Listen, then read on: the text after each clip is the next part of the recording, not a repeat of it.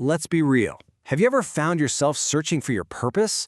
Well, today we're diving into a classic work of psychology, Alfred Adler's What Life Should Mean to You. And trust me, we're going to find some really surprising answers about how we actually build a meaningful life.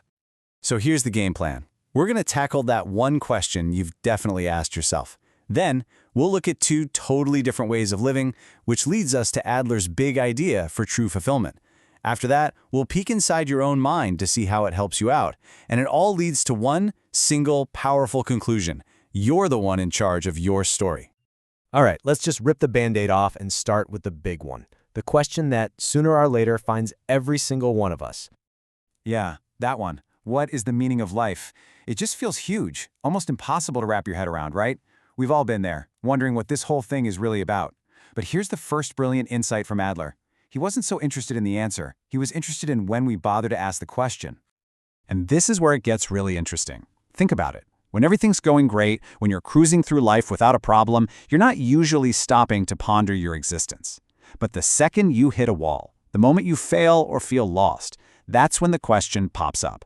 For Adler, meaning isn't some luxury you figure out in your downtime. It's the lifeline you search for when you're struggling to stay afloat.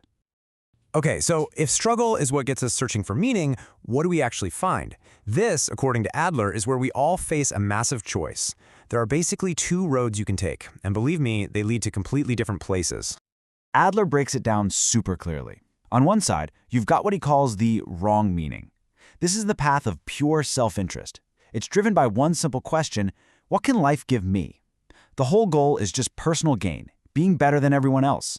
But then there's the other path, the true meaning, and it completely flips the script. It asks, what can I give to life? This way is all about cooperation, about finding your purpose by contributing to something way bigger than just yourself. And Adler does not mince words about what happens if you choose that self-centered path. He says these people leave no trace behind them. Not only have their bodies perished, but their whole lives have disappeared with them. Wow, that's a pretty heavy warning, right? A life lived only for yourself is a life that just vanishes.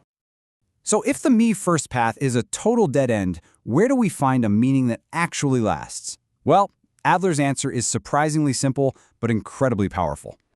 It all comes down to this one key idea he called social interest. Now, that sounds a bit academic, but all it really means is having a genuine feeling that you're part of a community, a part of the human team. It's this deep-down desire to contribute to the well-being of others because you get that we're all in this together. I mean, just stop and think about it. Everything we have, everything we value, science, art, the very device you're watching this on, it all exists because millions of people before us decided to contribute something. They added their piece to the puzzle. For Adler, that is where you find true, lasting meaning. Not by taking from the world, but by adding your own unique piece to it. All right, so the idea of contributing is awesome. But how does that actually work inside our own heads? This is where Adler's work gets super fascinating. He basically says your entire inner world, your memories, your dreams, all of it is like a toolkit, constantly working to support the path you've chosen in life. So get ready for this, because it's a bit of a trip. Adler says your memories are not random. Your brain isn't just a passive camera recording everything. Nope, it's more like a movie director, carefully selecting which clips to keep and which to leave on the cutting room floor. And why does it do this? Because your memories have a job to do. Their job is to back up the story you tell yourself about your life. If your story is, I'm always unlucky, your brain will pull up every memory of every time something went wrong. But if your story is, I can overcome anything, it'll put every memory of your past successes on repeat. Your past isn't just a record, it's a resource you use to build your future. And it doesn't stop with memories. What about dreams? Adler believed our dreams are also hard at work, each one designed with a very specific purpose in mind. According to Adler, our dreams are basically emotional rehearsals. They're designed to stir up the feelings we need to face the day. So, you know that dream where you're flying? That's not a prediction you're going to get superpowers. It's your mind creating feelings of freedom and power, basically psyching you up to take on big challenges. But then you have the opposite, right? The dream where you're falling.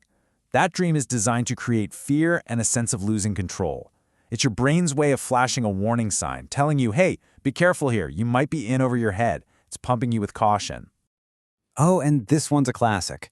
The dream where you're running for a train and you just miss it. Adler saw this as your mind manufacturing the perfect excuse. You wake up with that feeling of, well, I tried my best. It's a pre-made justification for avoiding a problem you don't really want to deal with. So let's pull all this together. If our memories are tools and our dreams are emotional practice sessions, what's the big takeaway? It all leads to Adler's final, most empowering idea, the one that puts all the control right back into your hands. This right here, this is the core of his whole philosophy. We are not determined by our experiences, but by the meaning we give them. Think about that.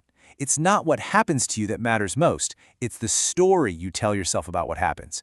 The exact same event can be a tragedy or a lesson. The power is in your interpretation. And this is the ultimate point. Adler is telling us that you are not a prisoner of your past. You are not defined by your circumstances. He is handing you the pen and saying you are the author.